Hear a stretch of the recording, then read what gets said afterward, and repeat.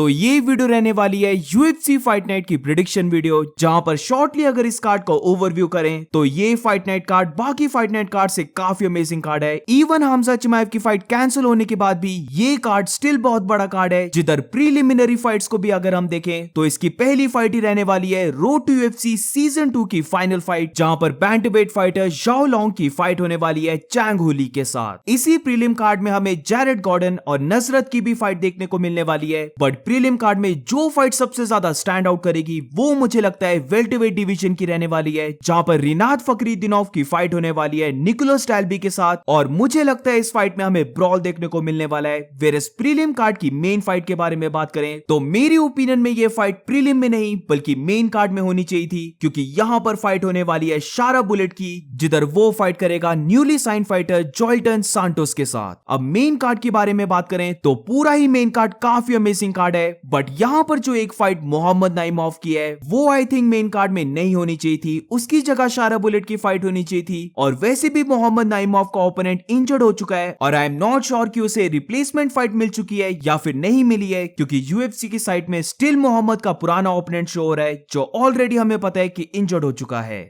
तो इसीलिए ये जो प्रेडिक्शन वीडियो है यहां पर मोहम्मद नाइमोव की फाइट को मैं इंक्लूड नहीं कर रहा हूं, बल्कि इस फाइट की जगह बात करेंगे शारा बुलेट वर्सेस जोएल्टन सांटोस की। तो नीचे मैंने चैप्टर्स को ऐड कर दिया है, तो जिसको भी कोई फाइट को स्किप करना है या फिर कोई पर्टिकुलर फाइट के बारे में डायरेक्ट देखना है तो वो इजीली देख सकता है। तो अब प्रेडिक्शन वीडियो को स्टार्ट करते हैं, जहां पर ये फाइट होने वाली है middleweight division fighters Sharabutdin Magomedov versus Joelton Santos के बीच में। शारा बुलेट अपनी फाइट्स में एक काफी डेंजरस स्ट्राइकर रहता है, जहां पर मेन वेपन्स उसकी किक्स रहती हैं। वेरस अगर जोएल्टन सांटोस के बारे में बात करें तो यूएफसी में इस फाइटर की पहली फाइट रहने वाली है, बट ओवरऑल ये फाइटर एक काफी एक्सपीरियंस फाइटर है, जहां पर इस फाइटर ने 45 फाइट से भी ज्यादा की हैं। और जब मैं इस फाइटर का रिकॉर्ड देख रहा था तो मुझे पता लगा कि जोएल्टन सांटोस ने फाइट की है ड्रिकस डु प्लेसी के साथ भी। अब जोएल्टन सांटोस भी मेनली एक किक बॉक्सर फाइटर है, तो बेसिकली शारा बुलेट और जोएल्टन सांटोस की फाइट में हमें एक प्रॉपर स्ट्राइकिंग मैच देखने को मिलने वाला है। और दो मैं यहां पर बताना चाहता हूं कि जोएल्टन सांटोस कभी कभार अपनी फाइट्स में ग्रैपलिंग भी करता है। फॉर एग्जांपल अगर हम डीडीपी की फाइट को ले लें तो क्योंकि ड्रिकस डु प्लेसी खुद भी एक काफी अच्छा स्ट्राइकर है, तो ऐसे फाइटर्स के साथ जोएल्टन सांटोस कभी कभार एक ग्रैपलिंग अप्रोच को भी लेके आता है। वो अपनी लास्ट फाइट में भी अपने ओपोनेंट को ग्राउंड में लेके गया था, तो इसीलिए बेशक इस फाइट के चांसेस हैं कि ये फाइट एक स्ट्राइकिंग मैच बने। बट यहां पर शारा बुलेट को समवट केयरफुल होना होगा टेक डाउन्स के लिए भी, क्योंकि वो अपनी लास्ट फाइट में काफी बार टेक डाउन हुआ है। तो डेफिनेटली थोड़े से चांसेस बनते हैं कि जोएल्टन सांटोस यहां पर ग्रैपलिंग अप्रोच को लेके आए। बट जब हम स्ट्राइकिंग की बात करते हैं तो there is absolutely no doubt कि शारा बुलेट की स्ट्राइकिंग एक लेवल ऊपर है जोएल्टन सांटोस से।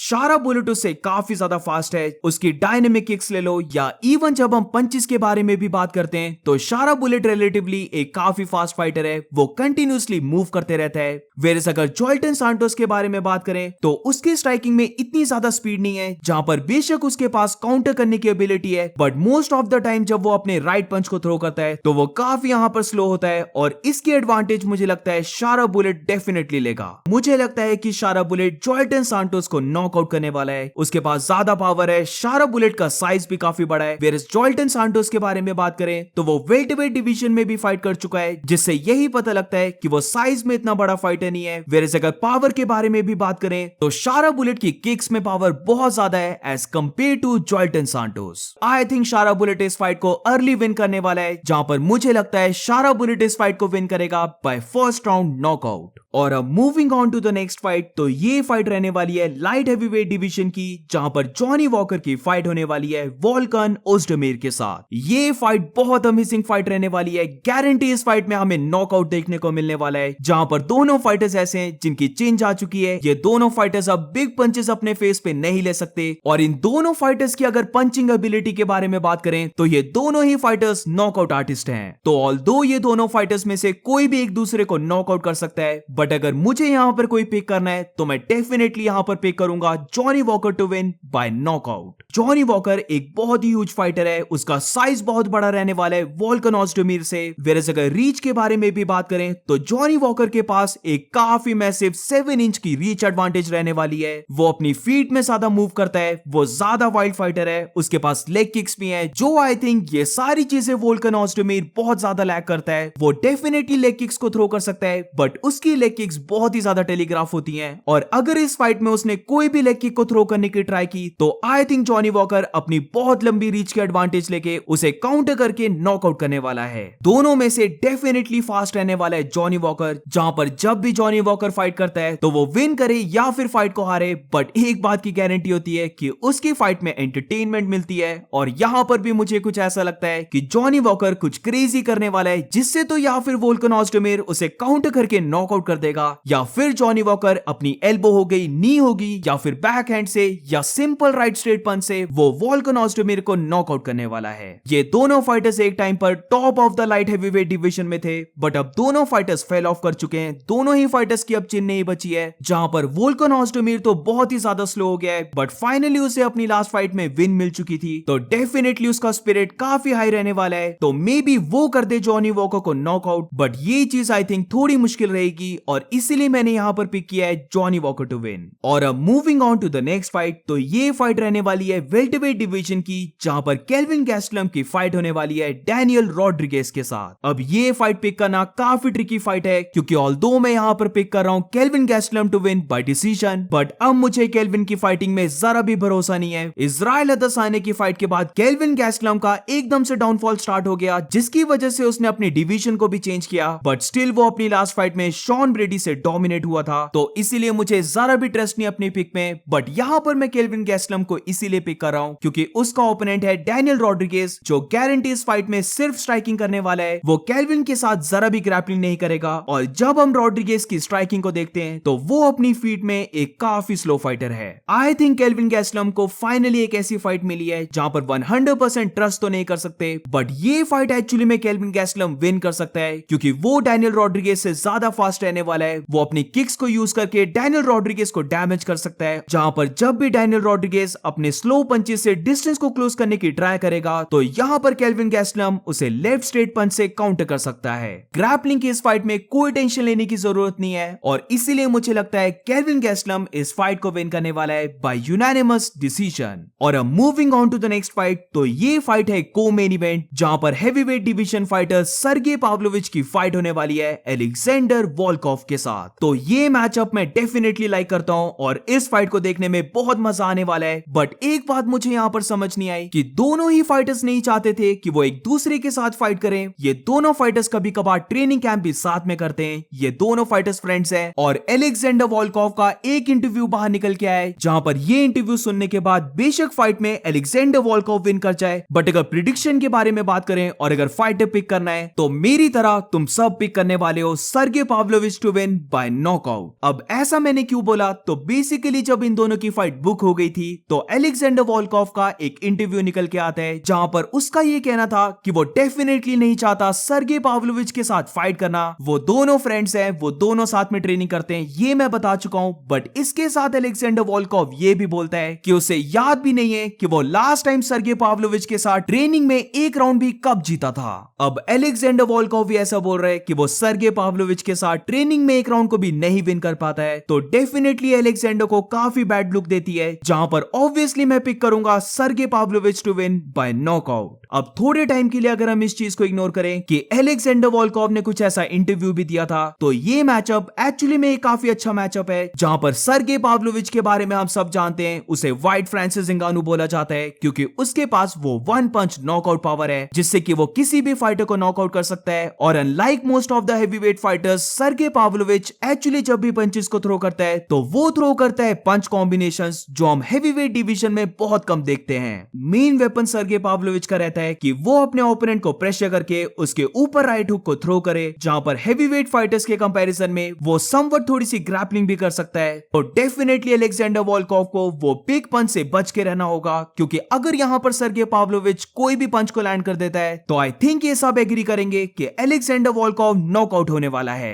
बट इसी के साथ रिसेंटली अब एलेक्जेंडर वोल्कोव वो पुराना वाला वोल्कोव नहीं रहा है, जो एक tall skinny heavyweight fighter fighter हुआ करता था, क्योंकि रिसेंटली अगर हम अलेक्जेंडर को देखें तो उसने डेफिनेटली मास्क को पुट ऑन किया है। वो अब ज्यादा बेटर वे से और ज्यादा टेक्निकल रहकर अपने ओपोनेंट्स के साथ फाइट करता है और वो डेफिनेटली अपने साइज और रीच के एडवांटेज लेता है। बट अगर इस फाइट के बारे में बात करें तो ऑल्दो अलेक्जेंडर वोल्कोव 6'7" का है, बट अगर दोनों फाइटर्स की रीच को देखें तो दोनों में से सर्गे पाव्लोविच वो फाइटर है जिसके पास 4 इंच की रीच एडवांटेज है। अब यहां पर तो अगर अलेक्जेंडर वोल्कोव अपनी फ्रंट किक से सर्गे पाव्लोविच को डिस्टेंस में रखता है तो उसके पास एक्चुअली में चांस बनता है इस फाइट को विन करने का। बट ओवरऑल जब मैं इस फाइट को देखता हूं और स्पेशली अलेक्जेंडर वोल्कोव के इंटरव्यू को देखने के बाद I am really not sure कि वो सर्गे पाव्लोविच को डिस्टेंस में रखने वाला है, और मुझे लगता है कि राउंड 2 में सर्गे पाव्लोविच वो बिग पंच को लैंड करने वाला है जिससे अलेक्जेंडर वोल्कोव नॉकआउट हो जाएगा। तो इसीलिए इस फाइट में मेरी पिक है Sergei Pavlovich to win by round 2 knockout. और अब moving on to the next fight, तो ये फाइट इस कार्ड की मेन इवेंट है जहां पर middleweight division fighters Robert Whittaker की फाइट होने वाली है इकरम एलिस्केरोव के साथ। अब ये चीज मैं स्टार्टिंग में क्लियर कर देता हूं कि इकरम एलिस्केरोव के लिए ये शॉर्ट नोटिस फाइट नहीं है, क्योंकि प्रीवियस संडे जो फाइट नाइट कार्ड था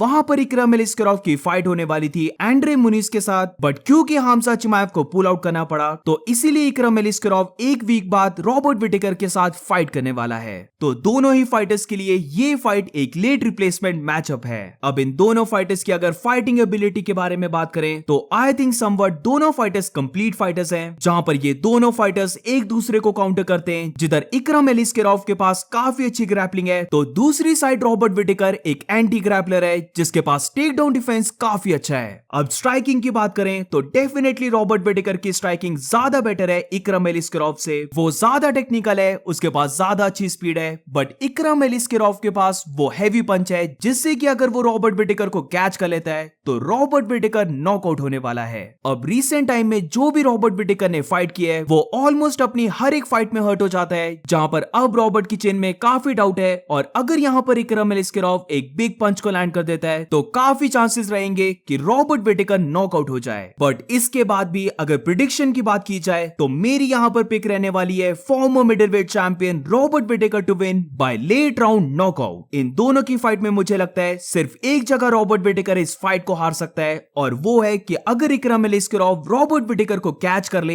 एक बिग पंच से। बट इसके अलावा ओवरऑल जब हम फाइट को देखते हैं तो हर जगह रॉबर्ट विटेकर एक ज्यादा बेटर फाइटर है। अगर रेसलिंग की बात की जाए तो ऑब्वियसली इकरम एलिस्केरोव के पास बेटर रेसलिंग है, बट आई थिंक रॉबर्ट के पास उससे भी बेटर टेक डाउन डिफेंस है, जहां पर या तो फिर वो इकरम के टेक डाउन्स को डिफेंड करने वाला है, और अगर बाय चांस फाइट ग्राउंड में भी जाती है तो वो ज्यादा देर तक ग्राउंड में नहीं रहने वाला है। रॉबर्ट विटेकर के पास एक्सपीरियंस भी ज्यादा है, वो काफी बार 5 राउंड्स की फाइट कर चुका है, उसे पता है कि 5 राउंड्स में अपने आप को कैसे पेश करना है। वेरस अगर इकरम एलिस्केरोव की बात करें तो यूएफसी में अभी तक उसने 5 राउंड की फाइट नहीं की है, और जो उसने हमजा चिमाएव के साथ फाइट की थी वहां पर इकरम एलिस्केरोव काफी ज्यादा गैस आउट दिख रहा था। अब रॉबर्ट विटेकर के पास एक काफी यूनिक चीज है जिसके बारे में मैं बहुत बार बात भी कर चुका हूं, और वो है रॉबर्ट विटेकर की ब्लिट्स करने की एबिलिटी। जब भी रॉबर्ट विटेकर फाइट करता है तो ये चीज तुमने कमेंटेटर से डेफिनेटली सुनी होगी कि वो हमेशा रॉबर्ट विटेकर की ब्लिट्स करने की तारीफ करते हैं, जहां पर ब्लिट्स का मतलब है कि बेसिकली रॉबर्ट विटेकर अपने ओपोनेंट के सामने डिस्टेंस को बहुत ही जल्दी क्लोज करता है और एकदम से अपने ओपोनेंट के ऊपर 1-2 पंच कॉम्बिनेशन को थ्रो करके वापस अपनी रेंज को मेंटेन कर लेता है, जो हम बहुत ही कम फाइटर से देखते हैं, स्पेशली मिडिल वेट फाइटर से।